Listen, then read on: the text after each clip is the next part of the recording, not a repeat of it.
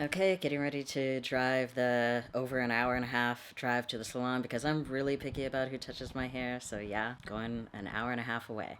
Mix of excitement and anxiety right now. Sorry, this video is going to be really shaky because a lot of it's going to be handheld, but yeah, stay tuned.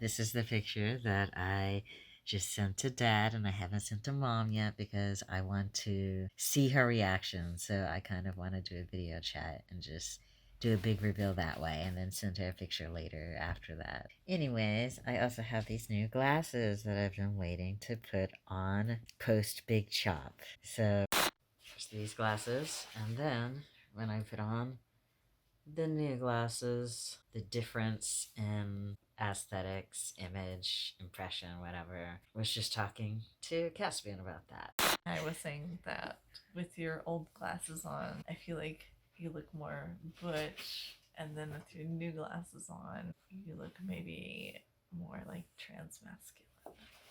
Interesting, is what I said and decided to record this. And now here we are. I'm waiting for Mom to call me back. In the meantime, some initial feels. I'm really excited, but at the same time, I'm still in shock. It's weird. It's like having a ghost limb. Like, I know it's not there, but then when I unconsciously do something that would normally interfere or come in contact with my hair and it doesn't, it's like, wow.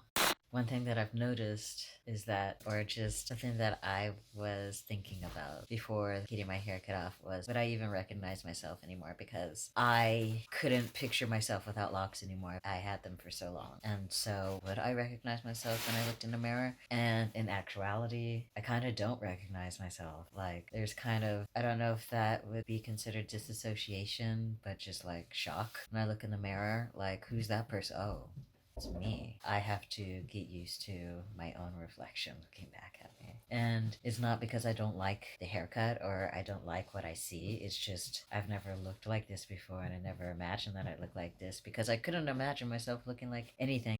Day one with short hair. I just woke up about to go and meet Caspian's mom for lunch. I've only met her really like one time, and this is gonna be her first time seeing me with short hair, obviously. No one has seen me yet, actually, aside from Caspian, not even my housemates. So today is gonna be a day of reactions.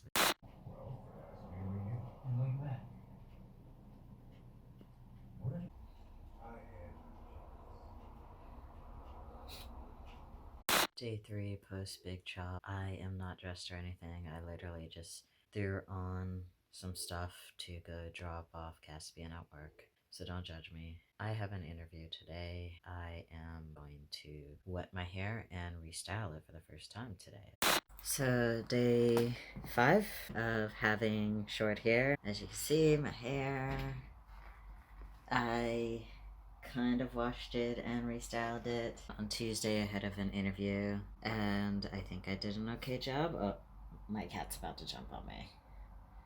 Come on, Gussie. Woof! This is what happens when you have a Sphinx cat. Cassie, sit down. Nobody wants to see your butt. I washed and restyled my hair for the first time a couple of days ago, and it's holding up okay, I think. I just got a random call from someone, a scouter for an employment agency.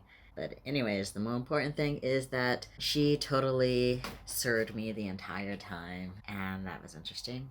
And at the interview that I had, there were 3 people. Cassie, say hi.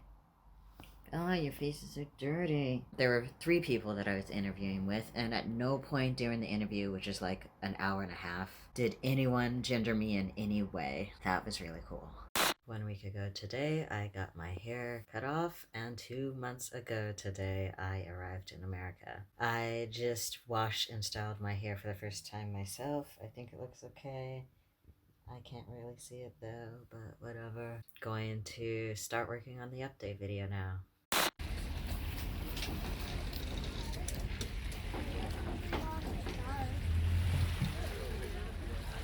It is day 7 now, since I got my hair chopped off, and yeah, still loving it more each day. Not that I didn't love it the first day. I wish I had a proper camera here. Wish there weren't people around. It's a beautiful day.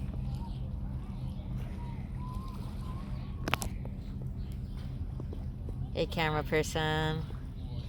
Oh, sorry. Hi.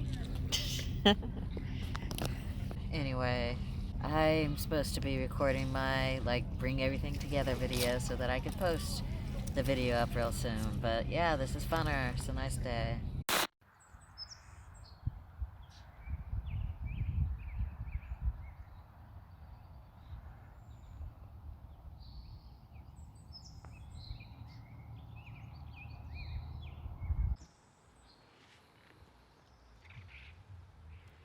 Today is May 28th, 2019, and now I am a week and a half about post Big Chop. As you can see, I'm shooting outside on location, except I can't even say that because where the fuck am I? I'm at this abandoned, I think, mental institution that I found on Google, and it's really, really fucking cool. Maybe I'll insert some footage or pictures around this area, but it's a week and a half post Big Chop, and it feels like I'm loving my new hair a little more each day. Not that I didn't love it to begin with from day 0, but I feel like I'm seeing more and more of myself now versus on day 0. There was a really, really strange disassociation going on when I looked at myself in the mirror. I could look in the mirror and I see myself, but I didn't recognize myself, and that's something that I was actually kind of afraid of, that I thought might happen before I got my hair chopped off, because I had locks for so long, 11 years, and once the locks were gone, it was I really didn't recognize myself. I didn't realize just how much a part of my self-image my locks had became, and without them, it's like I have to reinvent an image of myself in my mind. I don't know if you've ever had dreams of yourself or other people that maybe you were around a lot as a kid, but then as an adult or later in life you weren't around them so much, and then when you dream about them, they're still in that state, in that age, looking however they did at the time when you were around them a lot, but now as an adult they may look completely different. They may be 10 years, 15 years older, but in your dreams and in your mind, they are still that kid or that younger person. And I feel like that's what's happening with me. And it's kind of weird because that's never happened with me, only with other people. There were and still are times when I feel like, I imagine it's like where you are amputated but you still feel like you have that limb there. I cannot say that is exactly like that. I've never experienced that, and I'm sure it's not exactly like that, but sometimes I do something, I bend over and I expect my hair to fall on my face, it doesn't. Or I get up and I'm getting ready to go out and I feel like I have to take my hair down because that's what I always had to do. And I don't have to take my hair down because my hair is not up. I don't have hair to put up. Or I'll just be sitting in a room and the air conditioner will come on and this blast of cold air will come in contact with my scalp, and it's like, what the? Oh yeah, I don't have hair anymore. It's really, really weird.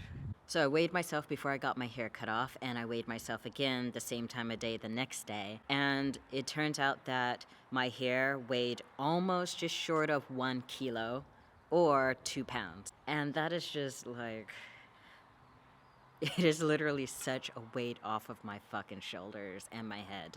Washing my hair is such a carefree thing now. It's ridiculous. Every day I look at myself in the mirror, like I said before, I see myself a little bit more and more each day.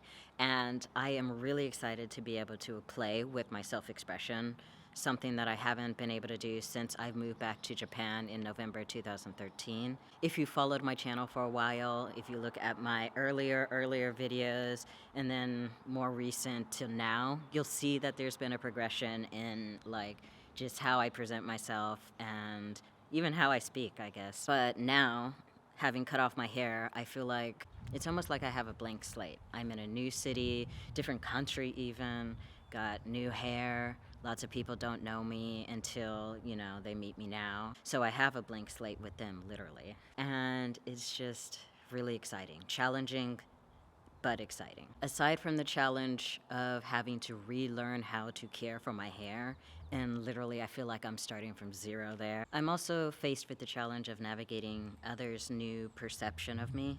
Don't get me wrong, I still get gendered as female, at least some of the time. I'm not gonna put a number to it right this second. It's only been a week and a half. But I am definitely increasingly being gendered as male, and that is new territory for me. I've also found people avoiding gendering me at all, which has been amazing. For example, I had a job interview with 3 people last week, and not a single time did any one of the people interviewing me gender me. They just used my name.